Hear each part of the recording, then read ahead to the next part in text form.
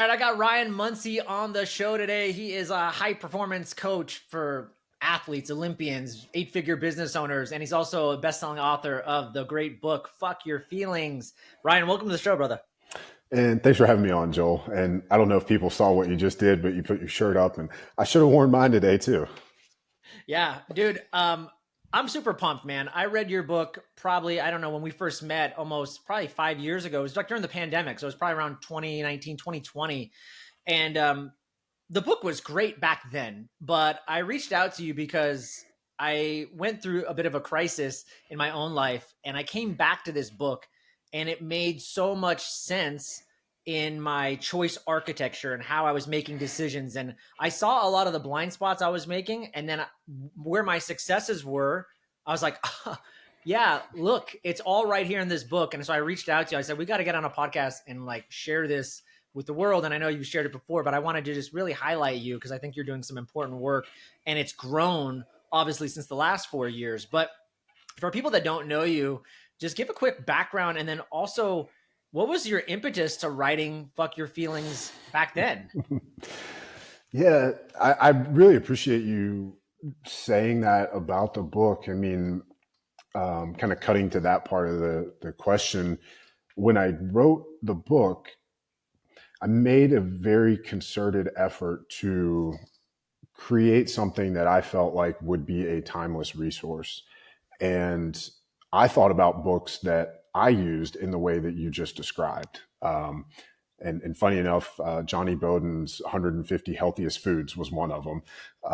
That one made a big impact on me. And I can remember always, having it handy and going to look at it. And, books like Tao Te Ching, Bhagavad Gita, lots of different books like that I, not that, not that I'm putting my book in that category, but that was something that I wanted to try to create. And so, you've said that. I've had a lot of other people say that to me over the years, or something similar about coming back to it, getting more or getting something different on return trips. And as a creator, that really means a lot to me.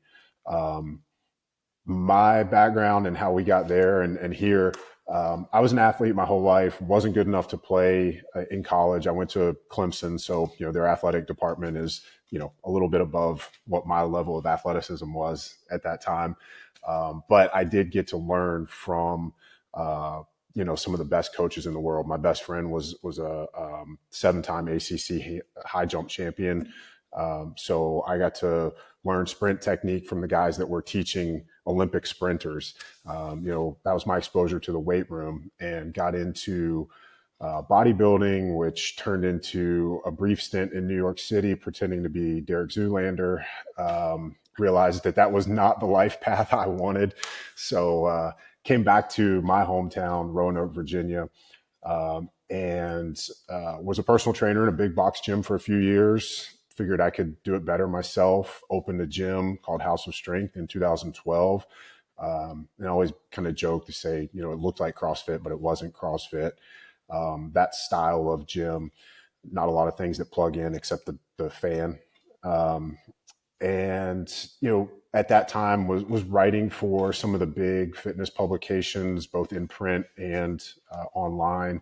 So really far down that strength coach and performance side. My degree is food science and human nutrition. So, I've always been obsessed with how we can manipulate variables and inputs to get the outputs that we want. And, I think you and I, when we first met, we were both in that biohacking space. And I used to joke that, I was biohacking before it was a word. And, so I guess 2015, I started doing some work, more deeply involved in the biohacking space, hosted a podcast there. It was a big one. Sold the gym in 2016, got further involved in that space.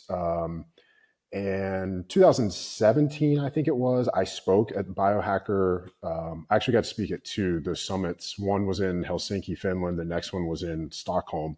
That's And a when big one too. yeah, it was a blast. So it was November of, I think, 16 and then May of 17. And when I spoke in Stockholm, the second one, they gave me 45 minutes. They're like, whatever you want to talk about. And the talk that I gave was basically the states versus traits that's in the book, Fuck Your Feelings. And one of the guys that was a fellow speaker, attended my talk. And afterwards he came up to me and he says, hey, that was one of the best talks here. You should really do more with this.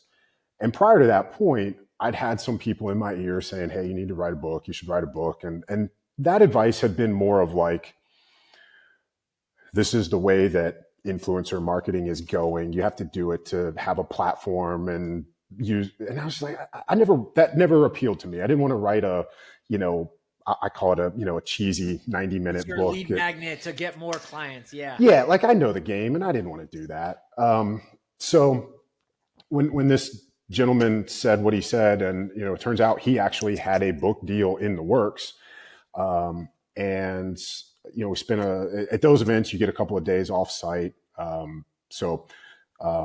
He was like, hey, when we get back, I've got a meeting. It was like 2 days before the 4th of July. He's like, take a train, come up to New York City.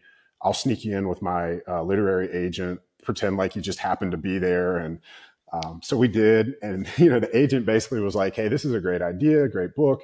But you don't have a big enough following right now to get the advance that you want.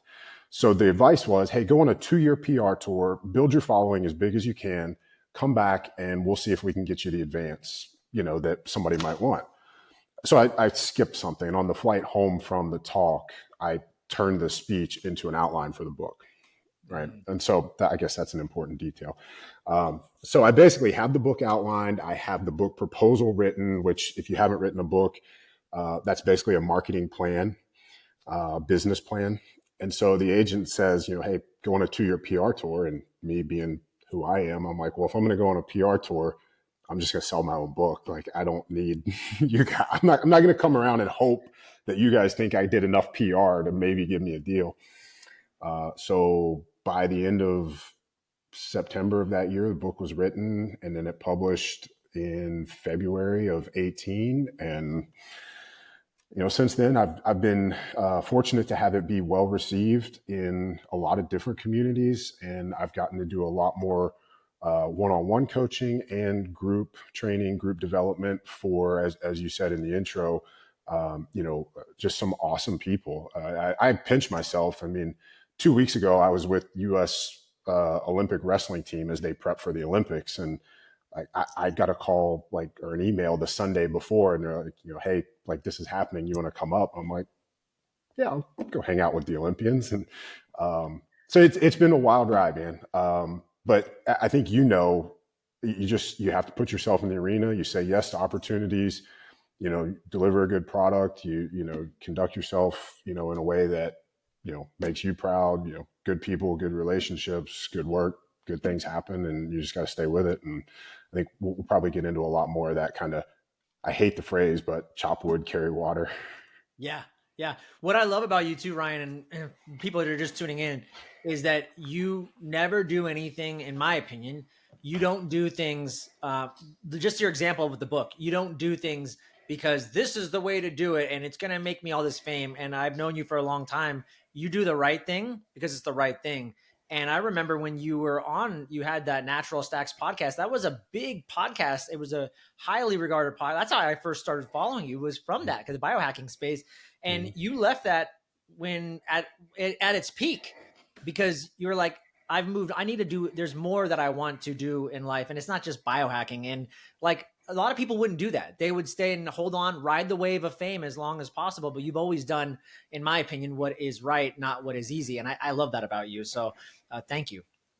I appreciate that, Joel. It means a lot, man. I think I've never been somebody that I can't fake it. I can't, it's just not in me. And, if the passion for something isn't there, or it's not that it wasn't there, it was just, I saw something else. I wanted to pursue something different. And, I'm not I also don't want to, I want to do right by other people. So if I'm not completely invested in helping you build your thing, then I'm going to be honest with you. I'm going to tell you that. And, let's, you do you, and I'm going to go do me. Yeah. Yeah. Okay, the crux. This I wrote this down. This is one of the big highlights for me. You talk about the neuroscientist and Antonio Damasio, and a lot of us have learned throughout time, and you talk about in the book that 95% of your decision making is based on the subconscious. 5% of it is this logical prefrontal cortex, and we think we're very logical people, that we make decisions based on logic, and that's how it all happens. But the reality is that's not true, and I think that's a big light bulb moment for most. But here's what got me recently: is you said Antonio Damasio says these mental experiences in our body, these body states, you said that these feelings, right, that we have these feelings, they become mental experiences and they transform into this body state. So that is what we'd call like our physiology. So it sounds like feelings then become a part of our body, our actual physiology. Those feelings, those feelings create the physical state, which becomes emotions, and the brain interprets the emotions, and then we use those feelings to then drive decisions. Can you talk about like that kind of like, I think I didn't explain it the best, but can you explain kind of like essentially the systematic like step process that's happening, and why it's so important to understand that feelings or emotions become a physiological state and we don't even realize it? Yeah, so there's a lot in there.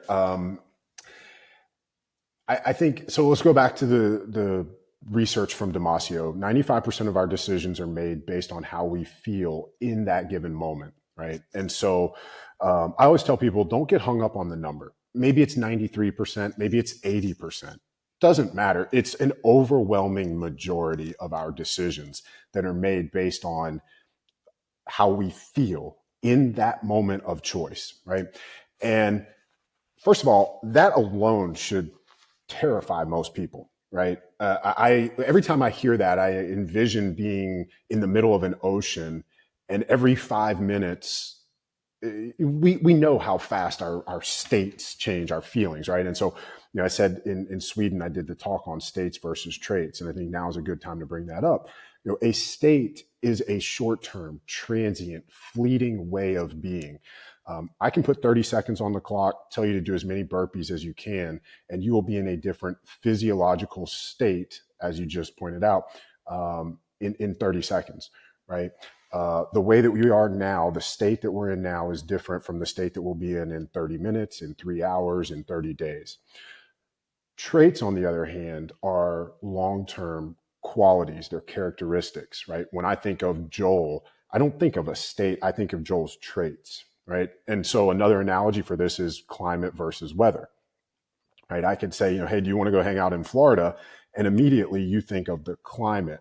Now, there may be a hurricane down there today, and it may not be a very, very good weather day, but you're thinking climate, right? And so that's what we want to focus on. We want to focus on what is the climate of Joel, right? What is the climate of you? And yeah, so kind of breaking that down step by step, you pointed this one out too. Neuroscience defines feeling, or I'm sorry. Feelings are physiological or mental experiences of physiological states. Sorry. Feelings are mental experiences of physiological states, right? So what's going on neck up is based on what's happening neck down. And again, with my background in the gym and in performance, as soon as I hear physiology, that's the state of my body. That's why I always use the example of burpees. Everybody's seen the meme. You're one workout away from a better mood, right? And it's stupid and cheesy, but it's true, right? You change your physiology, you change your mental experience.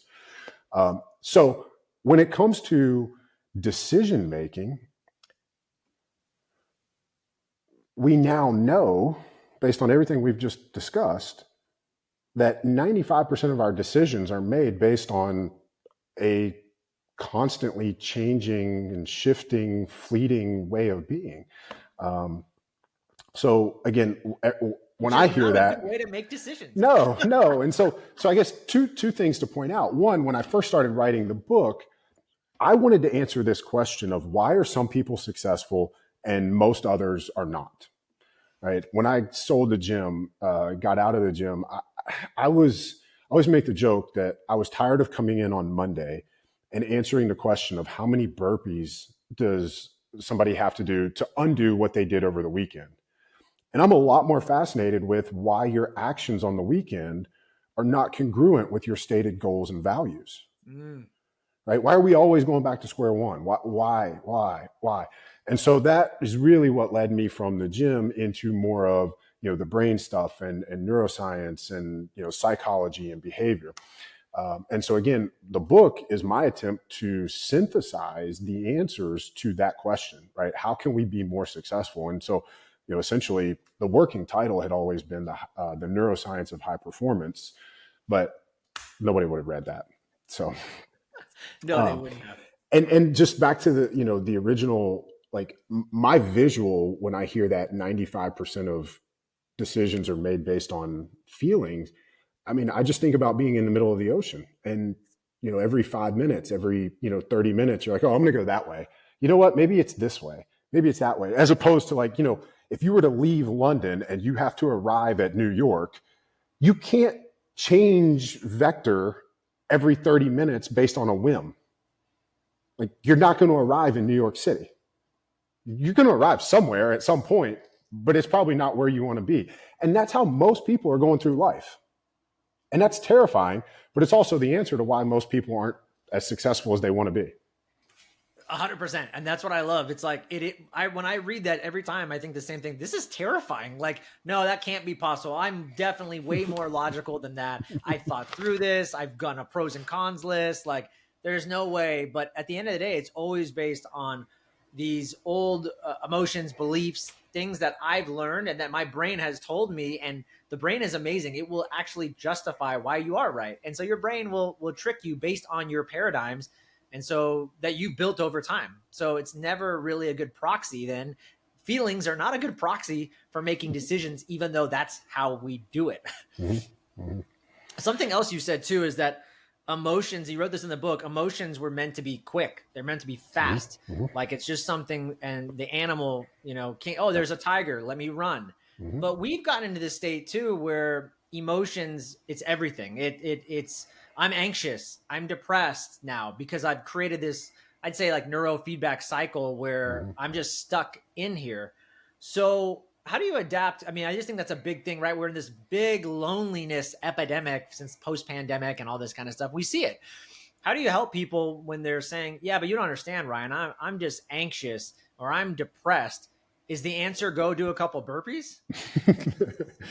No. I've actually never prescribed burpees. It makes for a good visual, good, easy example, either when I'm on stage or on a podcast like this. But, the prescription is always unique to the individual. There's, if somebody tells me something like that, we're going to dig a little deeper. We're going to find out what's really going on. A lot of times those are, if somebody tells you they're frustrated, that's a great one. It's an umbrella term. There's a lot that can go into frustration. And even the same thing with anxiety. And so what we might do in that instance is, start with breathing exercises and just help somebody, learn how to leverage breath to shift from a sympathetic state to a parasympathetic state. And then that gives us the space to sort of step back and be able to, process things at a logical, rational level rather than, the limbic, irrational level. And I do want to touch on what you said there in the beginning, and that is that, emotions have a purpose. And I think a lot of people may see the title of the book and not read further because they think that I'm saying feelings and emotions are useless. And that's not true at all. They have survived evolution because they have kept us alive. As you pointed out, there's a tiger, right? That's a great example because they are fast. They're rooted in the limbic system. And this is something that, is heavily explained in the book, the difference between the limbic system and the prefrontal cortex. But essentially, I like to think of it as the angel on one shoulder and the devil on the other. The limbic system is incapable of seeing beyond the now. It is immediate. It is quick. It's the ego-driven teenager. On the other shoulder, we have the prefrontal cortex. It's the angel. It's capable of abstract and complex thoughts. It's the part of our brain where we can understand the concept of deities and ghosts and consciousness. So that's where rational thought, it's the wise old sage to the ego-driven teenager, right? And these two kind of parallel universes are almost always playing tug of war, right? Who's in control? And the limbic system is immediate. It's fast. Language is actually rooted in the prefrontal cortex. And the perfect example of this is if you and I are walking down a trail in the woods together and you see a snake before I do, what do? Put yourself beside me on a trail. We're next to each other. You see a snake. What happens? Oh shit! I grab you and like, there's a snake. I'm alerting you. All right. So see, this is what I love about it, because you're not coached. We didn't talk about this. This is live, and you said you put a physical component in there. It's the Seinfeld stop short, right? That arm goes out. You grab me. That actually happens before you speak. Yep. Because it's a limbic reaction. Right? That is emotion. That is fear. That is holy shit, stop, don't get bit, save your life. The arm goes out, and then you say, stop, snake. Mm-hmm. But if we had a video of this and you could time it, no matter how fast the verbal warning happens, the physical always starts first. And so like that's one of the things you and I we were a part of.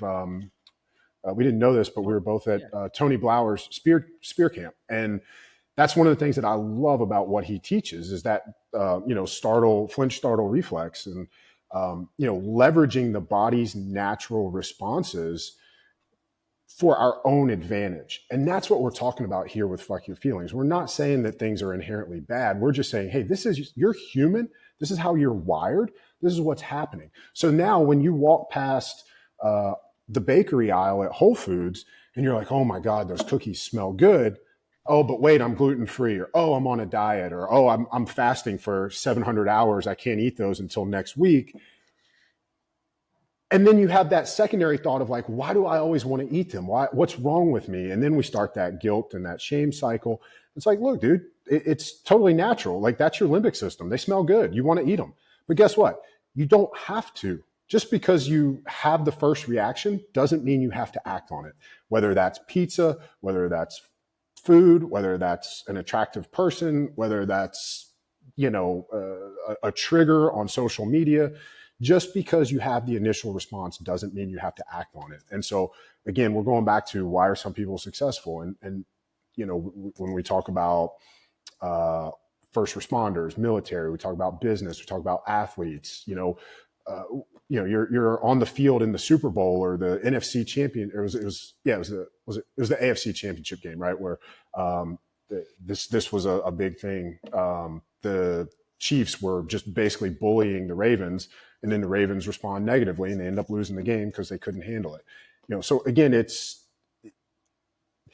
the mind is so powerful, and we're trying, the work here is to try to give people a user's manual so that no matter what your pursuit is, no matter what you're trying to get better at, you understand how you're wired and how you tick so that we can use that to our advantage. Yeah, and that's what I love, because it's actually, like you said, it's like, oh my God, I can't believe that's really happening. But it's also empowering, because then you can start to kind of take a step out and a kind of bird's eye view and go, okay, I actually now understand what's really happening. And now I can pivot or make a better choice. It's interesting too, because you said you're studying the high performers, and I'm just wondering, are they just more aware then of this concept? Maybe they didn't know how to describe it the way you did, but they're more aware of it, and then they're able to talk themselves out of it and follow through, where the average person's like, F it, I'm going all in on my emotions, and we're eating those cookies right now. Dude, that's a great question. I honestly don't think anybody's ever asked that. And I wish more people did. It's because to me, that's another thing that I really tried to build into the book. I had the opportunity, through those research years to talk to, I call it theory and application, right? And so, you have all the white coats and the lab papers and the studies, and, here's what needs to happen. Here's what's happening. But you're right, like a Navy SEAL or a pro football player or, whatever, like a lot of these people don't necessarily know the academia, yet they're still doing it. So what's going on? And the one thing that I found is that a lot of those individuals are so connected to their overarching goal, right? It's almost that it's become a value. So they might say like, man, I want to be a Navy SEAL so bad. I'm not going to eat that shit. I'm not going to put that stuff in my body. Like you listen to David Goggins and like, that's kind of where he's at, right? Like he can find this thing and latch onto it so hard that he can say no to all those other things. Whether that's a college or a high school kid that wants to get that college scholarship. And they're like, man, I'm not going to go out on Friday night because I have to go home and, I need to shoot 1,000 shots or, I need to do whatever I need to do. They're so connected to the long-term goal that they're able to make decisions. It's that view of New York on the horizon, leaving from London, and nothing in between is going to distract them. And like sometimes you'll hear that as like front sight focus. There's a lot of different teachings for that and words, but they have that vision and they're so locked in on where they want to go that they're able to do whatever it takes, whether that's mental gymnastics or willpower or whatever it is, to not give in to those distractions or to make, as we would say, to make emotional or feelings based decisions that are incongruent with their stated goals and values. Yeah, okay, that makes sense. It's become so much of their identity and their choice architecture that you talk about in the book. They don't even know, like, it would actually be incongruent to have the cookies. Yeah. They've built in such an emotional hardwiring. It's like I don't even think about that. So that's what's so cool about being able to hang out with that group, is because I know what I know on the academic side. Like when I'm hanging out with the Olympic wrestlers a couple of weeks ago, I'm watching what they're doing. I'm talking to them. I'm asking them. And of course, I mean, wrestling's a little different. Like what they eat is so restrictive based on, weight class. But I mean, here's one guy that, he cuts an avocado in half and he's got his own sea salt shaker and he's grinding salt on his avocado and he's putting it in his water. And I mean, like, dude knew what he was doing. It's not like what you would maybe imagine a wrestler doing to make weight, right? And so, I mean, these are people that have found again, I call it application, right? It's the application of what we're talking about, and they don't necessarily know the theory. So it's fun for me to question them and figure out, well, how'd you arrive at this? Why are you doing this? And then when I get to help the CEOs or go talk to the organizations, it gives me a lot of ammo in terms of examples where it's like, hey, here's what this guy did. Like there's one in the book where one of the guys that I interviewed was a BUDS instructor. And before he was an instructor, he actually had to go through BUDS.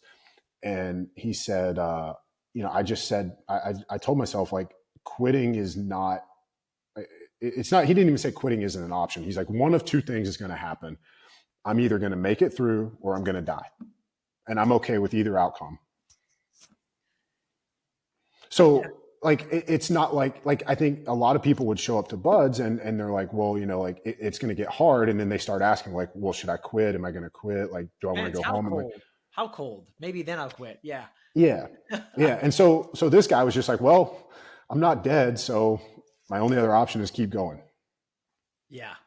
It makes it's an easier decision too. It's very binary. So that actually less choices, less having to think about anything made it actually much easier for him too. Yeah. And so that's actually a really cool word to throw in there, that, because a lot of times I teach people to be less binary, but that's a perfect example of a time where being binary actually facilitates an easier route to making a choice that is aligned with your goal. Yeah. Yeah. I was just thinking too, you're a married guy and so am I. And I'm thinking also in terms of relationships, has understanding this paradigm of feelings and mental states and physiology and how it all encapsulates, Has it helped you in your marriage or relationships, or have you seen it in the application also? And what I'm thinking of, Ryan, is too, is like, I work with a lot of guys, Mhm. and I'm always thinking like, a woman's mood or how it's affected. Are you able to, I don't know, somewhat detach and be like, oh, I see what's happening. These are just feelings. Mhm. And I can actually show up better in a higher self because I'm not taking it personal. I'm just Mhm. seeing how this architecture is working and how where my wife is at maybe Mhm. in the decision making tree process. So I know I can actually help, and I'm less attached to the, oh my God, she's making me feel a certain way, Mhm. right? Yeah, that's a great use case example. You know, if and when that situation arises, we just ask ourselves the question. I mean, just like you just phrased it, like what is important here? Is it important that my feelings and my state are like if I get triggered.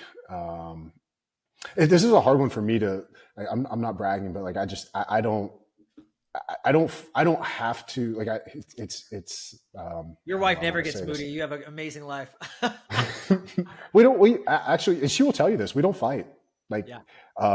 there have been times where maybe she's tried, and this is actually something I will credit Tony with this one again. Like he says it takes two people to fight, right? He always gives that analogy of like, if one guy's yelling and the other one doesn't yell back, like it's not a fight. It's like, not that Donna yells at me, but I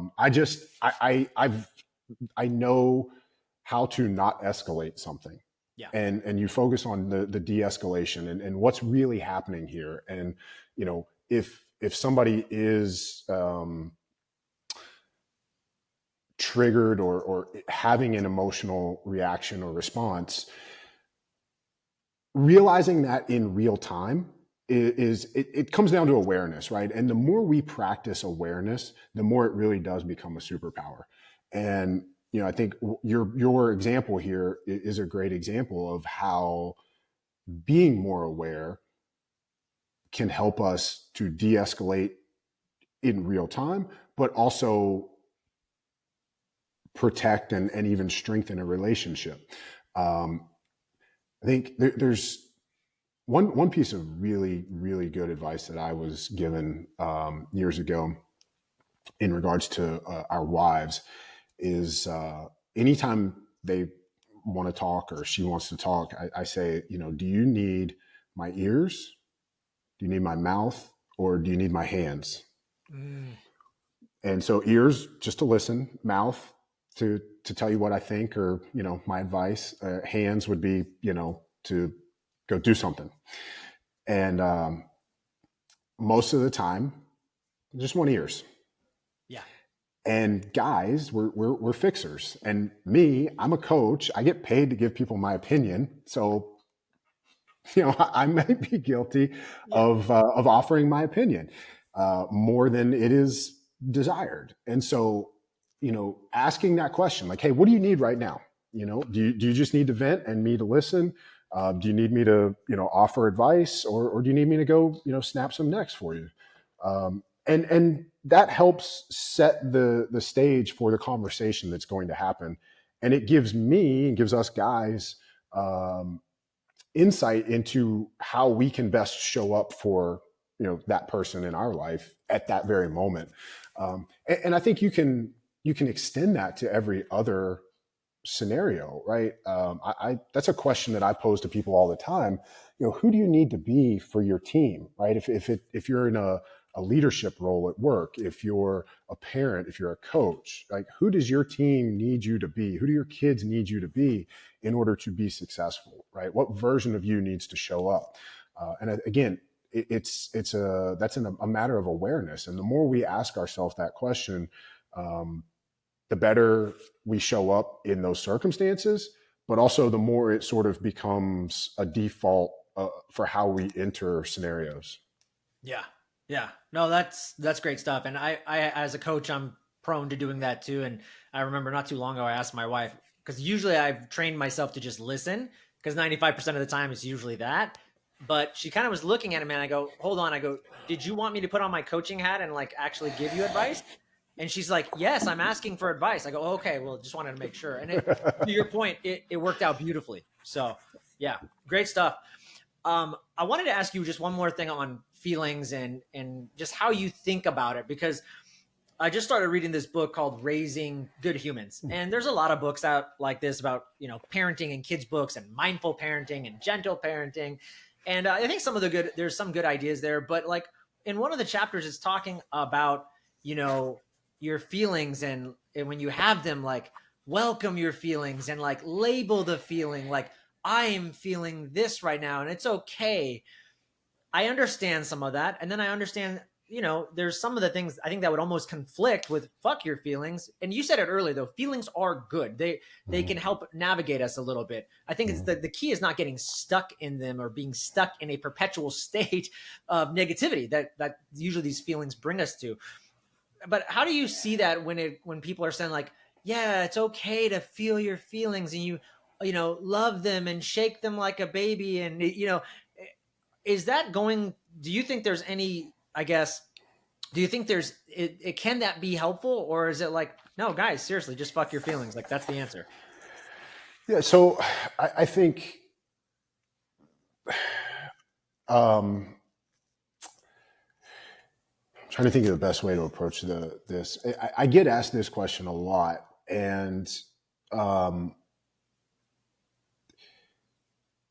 one of the good business advice and life advice that I was given years ago was that some people get a say and other people get a vote in your life. And so let's say you have a big decision to make.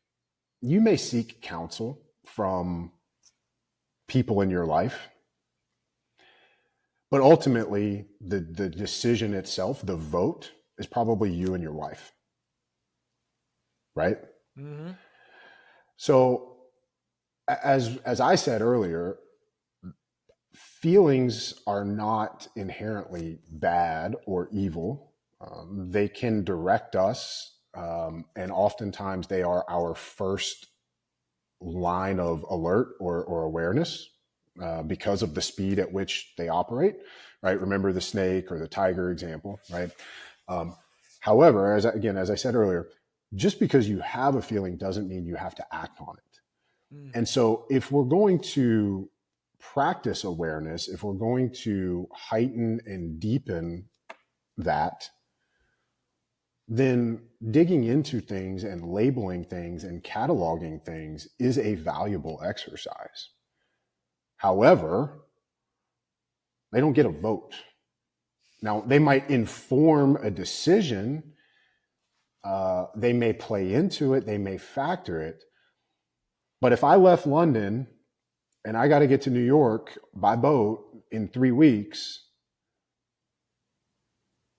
like there's only so much room for variance in doing that. And so, it's, I work with Olympic hopefuls, right? The Olympics only happen every 4 years. It's not like you or I are going to decide, we want to be in the Olympics next month, right? There's a long run up, to becoming an Olympic athlete.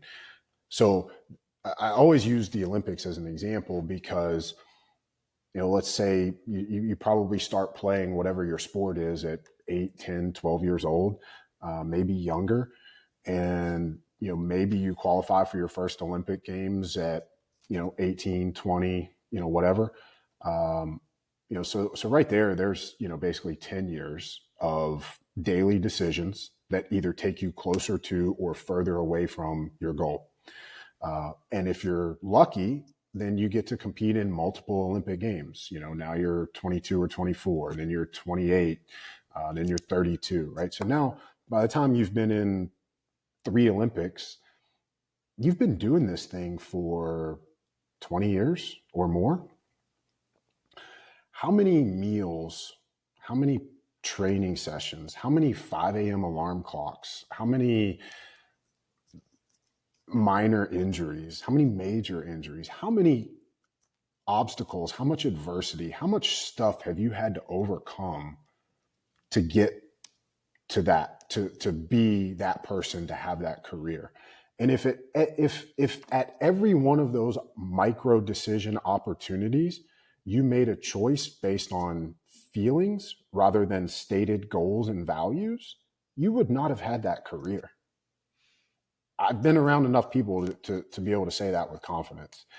Um, and this is going to sound argumentative, and it's not necessarily meant to be, but you look at the people that are like, oh, hey, let's get in touch with our feelings, and let's coddle them, and let's baby them, and let's put them on a pedestal. There's not a lot of those people that have Olympic medals or Hall of Fame sports careers or you know billion-dollar businesses, trillion-dollar businesses. Again, I'm not saying ignore them. They're very important. They're very valuable. And maybe they get a say, but they don't get a vote. Dude, I love that. That makes so much sense to me. And I love just, again, I'm always about results. So we can talk about theory, but what do we see in the application like you're talking about? And I never thought about that, but you're right. I don't see those people being leaders in society. And there's a great new book out there called Bad Therapy, talking about this idea that all this gentle parent, a lot of this, the idea of social emotional training for kids, it sounds like a really good practice in theory, but if you look at the data in the last 20 years of implementing this, it's actually just made our kids weaker. And so, is this a good thing? Again, I don't know. I'm about results. So the results aren't showing that. So to your point, wow, really, really good. I want to just change a little bit directions, and just talk about what some of the new and exciting projects that you're working on. And then also maybe you can just speak about, some of your training and how it's evolved. I know, you went from that, for better or worse, functional training, CrossFit style training. Mm-hmm. I think if you look online, I think I can go back and find how to get your 6-pack abs. I think you had an old thing on that. Those days are long over. And I know you've gotten into hunting. And so it's become more practical, I think, of like, okay, how do I survive? I think, right, is like, sure, I can do this and lift this many pounds, but does that matter when I'm rucking or doing this many miles? Is that applicable again? So maybe you could talk a little bit about that, and then some of the other new and exciting stuff you're up to. Yeah, man, I could talk about training for weeks. I think the funny thing, or I guess maybe ironic thing, is I am heavier, I am stronger, and every bit as lean as I've ever been, making the shift to being kind of an endurance athlete. And Oh, wow. I kind of make the face because I was the guy that I used to joke. I had two jokes. One was, if you see me running, you should run too. Or anything over 8 reps is cardio. And so that's where I was with, like, in my mind and with my training when I went on my first elk hunt in 2019. And this was in Montana. And dude, I got my ass kicked. By the second day, I was barely getting up the mountain. I'm having the worst ab cramps. If you've ever had an ab cramp, you know how bad those are. It's probably the worst thing to have cramp.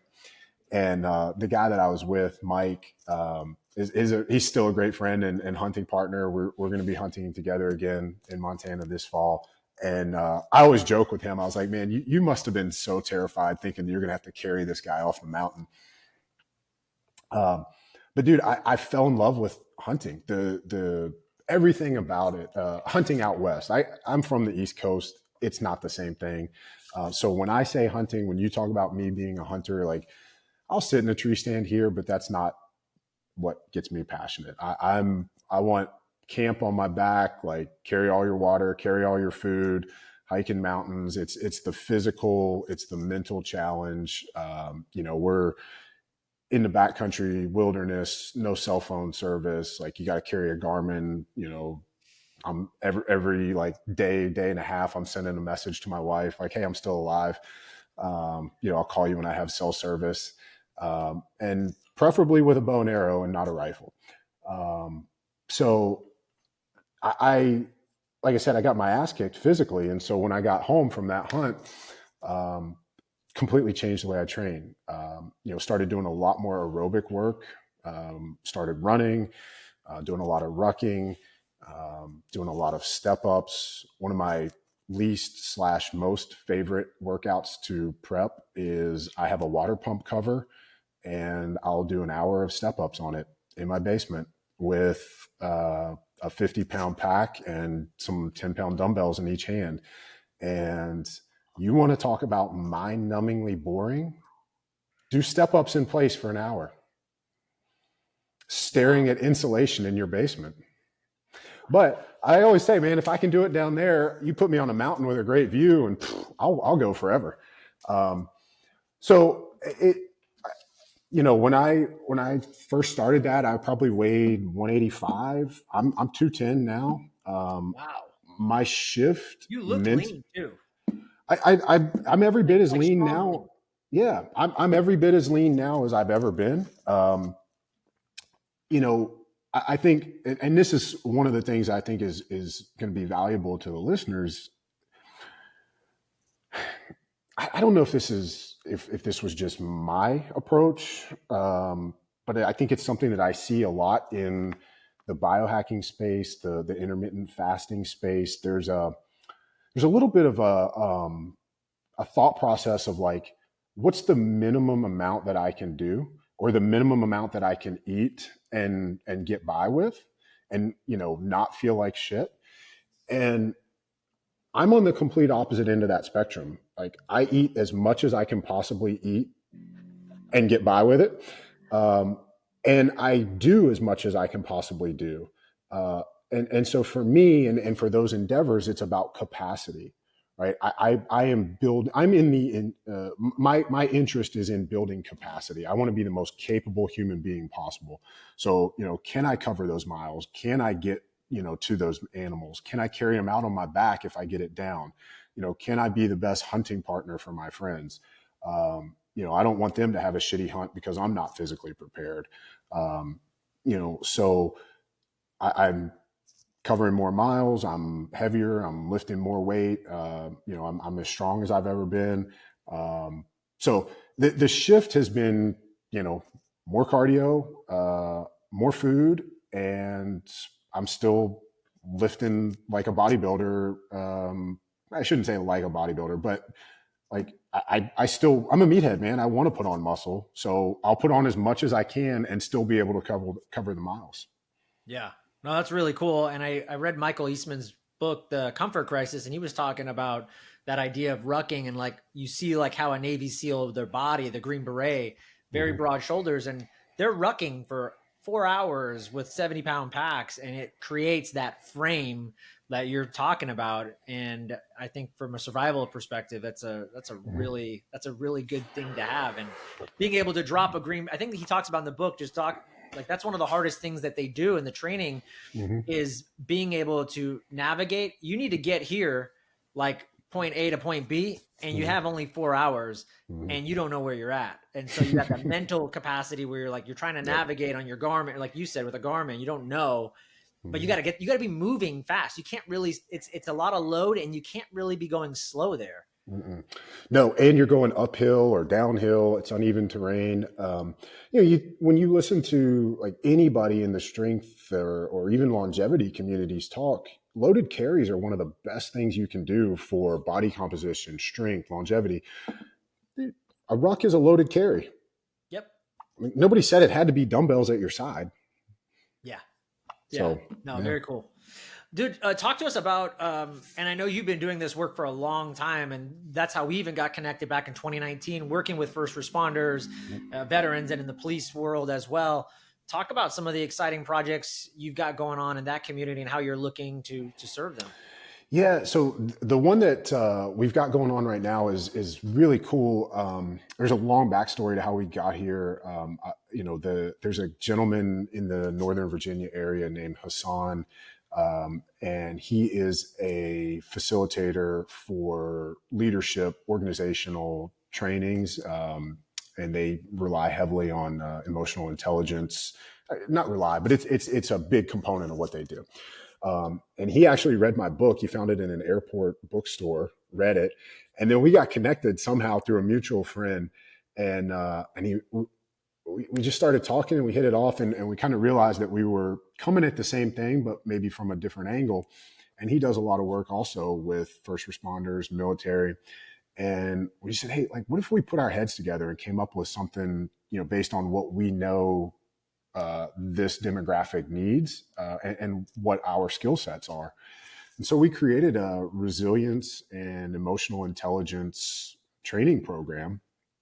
We got really fortunate. One of the first ones we did as sort of a trial, some folks from the FBI were there and they loved it. And eventually they want to have us do a train the trainers where it becomes a big part of their curriculum, that every new officer is going to go through and get that. And we're really starting to pick up a lot of traction. I think I told you just before we hit record, Virginia Beach Sheriff's Department got a grant. They had a horrible mass shooting there in 2019. And this grant is off of that to sort of help them deal with some of the trauma, but also help them learn how to maybe better deal with some of that in the future.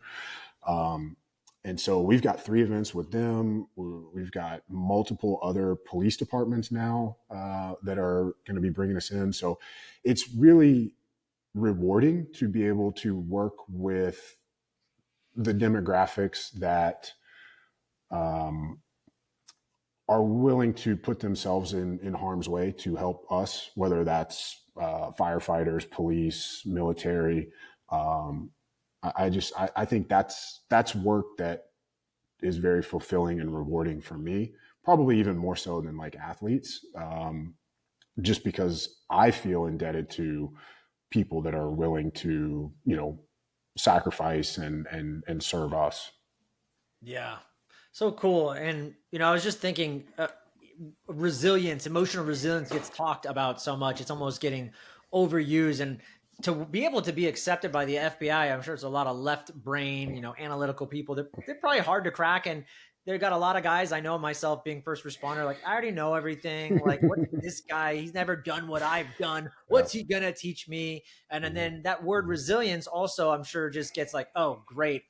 He's probably going to tell me how to breathe or how, my feelings, right? It's always that kind of stuff. And so for you able to break through that, I think that's really, really cool. But I'm also wondering on that note, like, how do you, what have you seen be so successful to like engage with these group of humans in such a unique way? Because a lot of them, they do have that, preconception when you come in.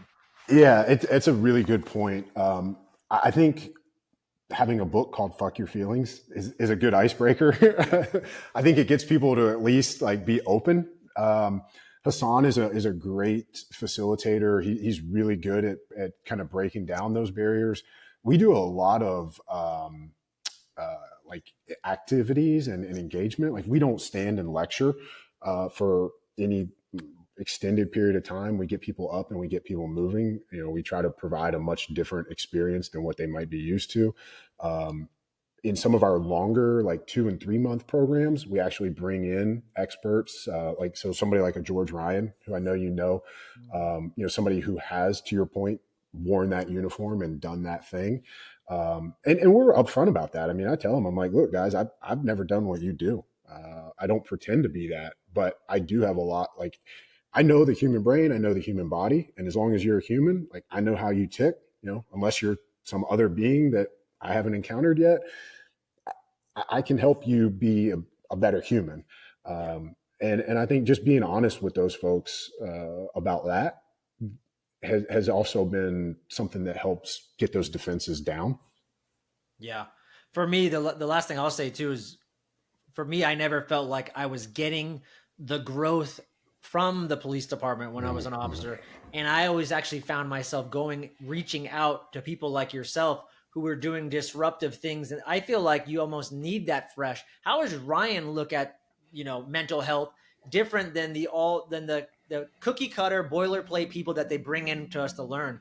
I love learning from people from you and applying the same things you're teaching me into my ecosystem and my culture of wherever I work, play, at home, etc. I think those are actually the best people because they see it from a different lens. So it's actually a better thing, I think. But yeah.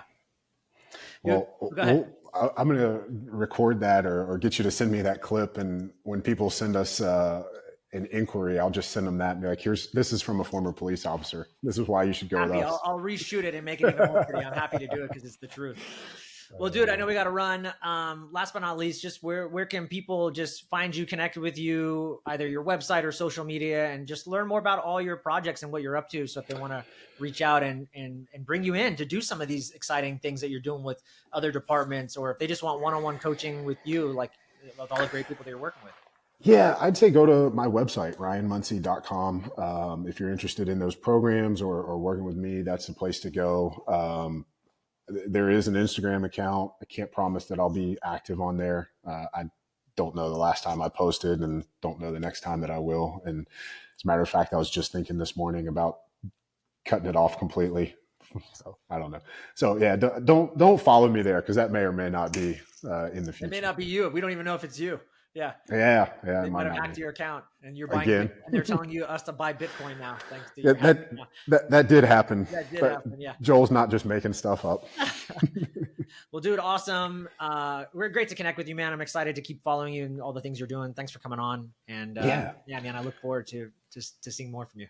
Thanks for having me on, and thanks for doing all that you do, Joel. Thanks, brother.